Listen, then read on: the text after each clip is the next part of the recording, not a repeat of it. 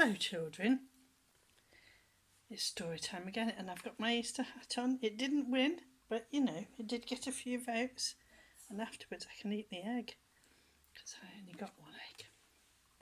So today I thought that we would have a story that you all know and love and that I've read to lots of you many times, and here's the clue. It's about an elephant because it's about Sam who never forgets. There you are, elephant. And we all know Sam who never forgets, don't we? Very good. I thought all your Easter hats were fantastic. Really well done. Even Grandpa's trick, can't say it, trick hat he did, didn't he? He did a bonnet, the car bonnet, right. Always on it like a car bonnet is Grandpa. So,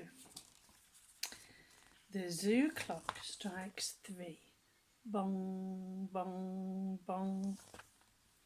And every day at 3 o'clock, Sam the zookeeper feeds the animals.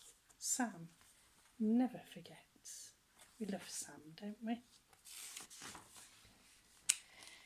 Sam fills his wagon with good things for the animals to eat. All sorts of things in there, isn't there? And then he is on his way. And there's the ice cream man too. Good afternoon, Giraffe, says Sam. I have lovely green leaves for your dinner. And that is just what Giraffe likes best. Thank you, says Giraffe. And Sam is gone. There's Giraffe eating his nice green leaves. Now, I know you're all getting a bit old for this book, but it's such a lovely story. So, hello monkeys, Sam says, and hands them yellow bananas. Splendid, say the monkeys. Sam never forgets. There they are with their bananas. Next is Seal. Sam throws him a fish. Deliciously good, barks Seal. And then comes Bear, who loves red berries. Sam always brings him some.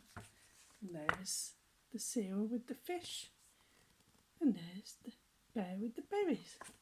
Lovely. Sam feeds the hungry crocodiles. Oh no, the balloon's gone in there. The chicken's there as well, eating a little bit of food. The crocodiles are eating the fish. And long-legged ostrich. And then he gives fresh meat to lion. Rah!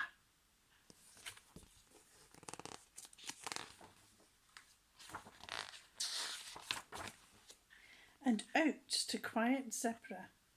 And then Sam's wagon is empty and off he goes. There's zebra and the empty wagon.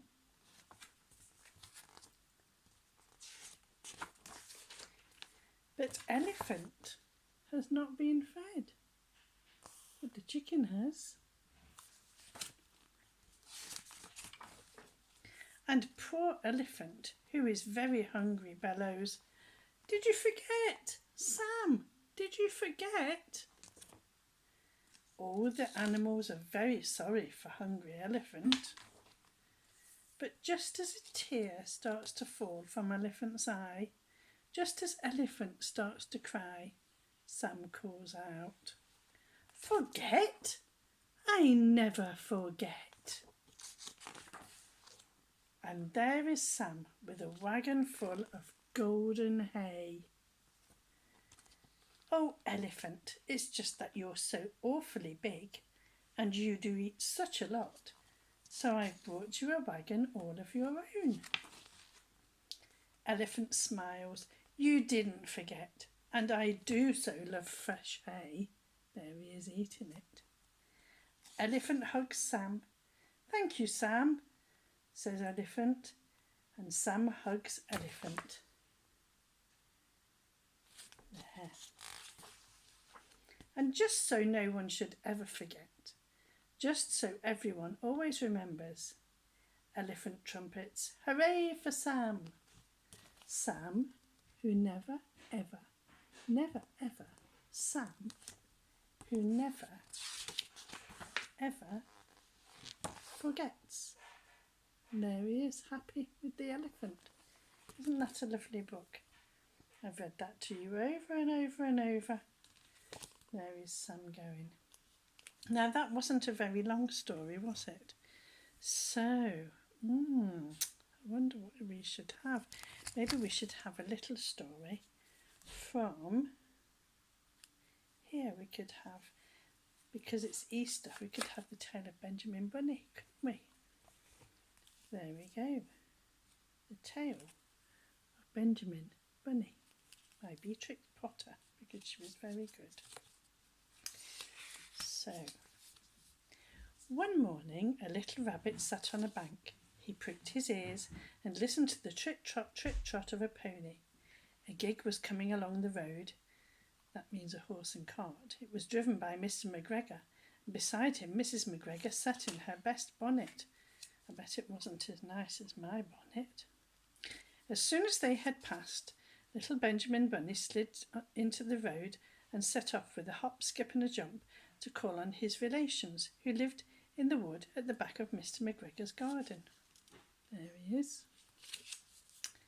That wood was full of rabbit holes, and in the neatest, sandiest hole of all lived Benjamin's aunt and his cousins Flopsy, Mopsy, Cottontail and Peter. And we've met Peter before, haven't we? There they are. Old Mrs. Rabbit was a widow. That means that her husband had died, and she lived on her own with the children. She earned her living by knitting rabbit wool mittens and muffetees. I once bought a pair at a bazaar. She also sold herbs and rosemary tea and rabbit tobacco, which is what we call lavender. Little Benjamin did not very much want to see his aunt. He came round the back of the fir tree and nearly tumbled upon the top of his cousin Peter. Peter was sitting by himself. He looked poorly and was dressed in a red cotton pocket handkerchief. Peter, said little Benjamin in a whisper, who has got your clothes? Peter replied, the scarecrow in Mr. McGregor's garden. Now we remember that because he lost them when he went into the garden, didn't he? Little Benjamin sat down beside his cousin and assured him that Mr. McGregor had gone out and Mrs. McGregor also, and certainly for the day because she was wearing her best bonnet, which wasn't as nice as mine. Peter said he hoped that it would rain. At this point, old Mrs. Rabbit's voice was heard inside the rabbit hole calling, Cottontail, Cottontail, fetch some more chamomile. Peter said he thought he might feel better if he went for a walk. They went away hand in hand and got up on the flat top wall at the bottom of the wood. From here they looked down into Mr. McGregor's garden. Peter's coat and shoes were plainly to be seen upon the scarecrow, topped with an old tam o' shanter of Mr. McGregor's. And a tam o' shanter is a Scottish hat. It's like a little berry with a bubble on top. You can't see it very well because the picture's very small. But there it is, up there. Ah. Little Benjamin said, it spoils people's clothes to squeeze under a gate. The proper way to get in is to climb down a pear tree. Peter fell down head first, but it was of no consequence as the bed below was newly raked and quite soft, so they were quite lucky. It had been sown with lettuces. They left a great many odd little footmarks all over the bed, especially with little Benjamin, who was wearing clogs. Fancy that, a rabbit wearing clogs. Little Benjamin said that the first thing to be done was to get back Peter's clothes. They took them off the scarecrow. There had been rain during the night. There was water in the shoes, and the coat was somewhat shrunk. Benjamin tried on the tam o' shanter, but it was too big for him. There you can see that Scottish hat a little bit now. Then he suggested that they should fill the pocket handkerchief with onions as a little present for his aunt. Peter did not seem to be enjoying himself. He kept hearing noises because he was worried. There's the onions. Benjamin, on the contrary, was perfectly at home and ate a lettuce leaf. He said that he was in the habit of coming into the garden with his father to get lettuces for their Sunday dinner. The lettuces certainly were very fine. Peter did not eat anything. He said he should like to go home. Presently he dropped half the onions. Little Benjamin said it was not possible to get back up the pear tree with a load of vegetables. He led the way boldly towards the other end of the garden. They went along a little walk on planks under a sunny red brick wall. The mice sat on the doorsteps, cracking cherry stones, and they winked at Peter Rabbit and little Benjamin Bunny. There's little mice. Presently, Peter let the pocket handkerchief go again and spilt the rest of the onions. They got among the flower pots and frames and tubs. Peter heard noises worse than ever. His eyes were as big as lollipops. He was a step or two in front of his cousin when he suddenly stopped. This is what those little rabbits saw when they got round the corner. No, a great big pussy cat. The cat got up and stretched herself and came and sniffed at the basket. Perhaps she liked the smell of onions. Anyway, she sat down on top of the basket, and they were hiding under the basket. She sat there for 5 hours. Oh my goodness, that's a long time. That's a whole afternoon and a bit more. I cannot draw you a picture of Peter and Benjamin underneath the basket, but there is a picture of the cat on top of it, and it was very warm under there. At length there was a pitter-patter, and some bits of mortar fell from the wall above. The cat looked up and saw old Mr. Benjamin Bunny prancing along on the top of the upper terrace. He was looking for his son. There he is. That's Benjamin Bunny's daddy. Old Mr. Bunny had no opinion whatever of cats. He took a tremendous jump off the wall on top of the cat and cuffed it off the basket and kicked it into the greenhouse. Oh dear, the cat was much too surprised to scratch back. Look at that. What a brave bunny. What a poor pussy cat. When old Mr. Bunny had driven the cat into the greenhouse, he locked the door. Then he came back to the basket and took out his son Benjamin by the ears and told him off. Then he took out his nephew Peter.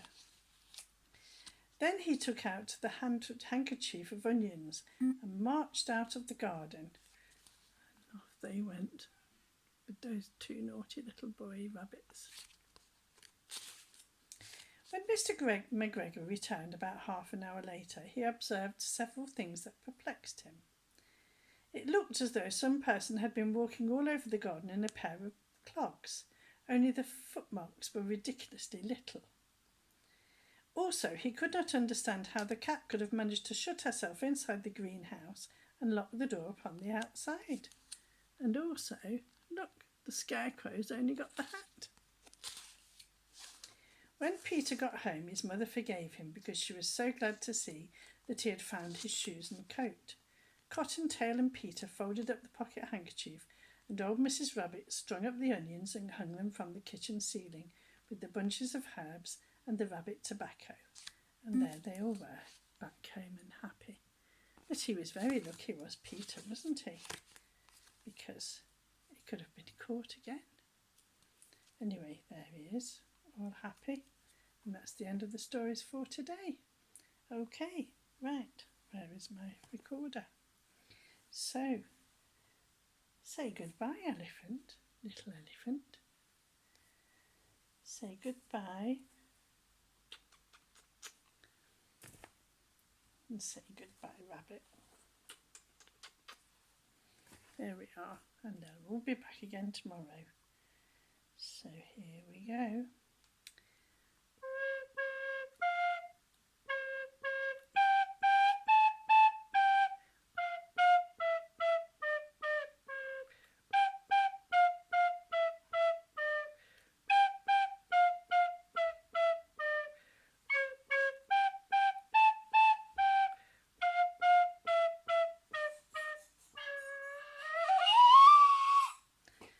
Bye, children.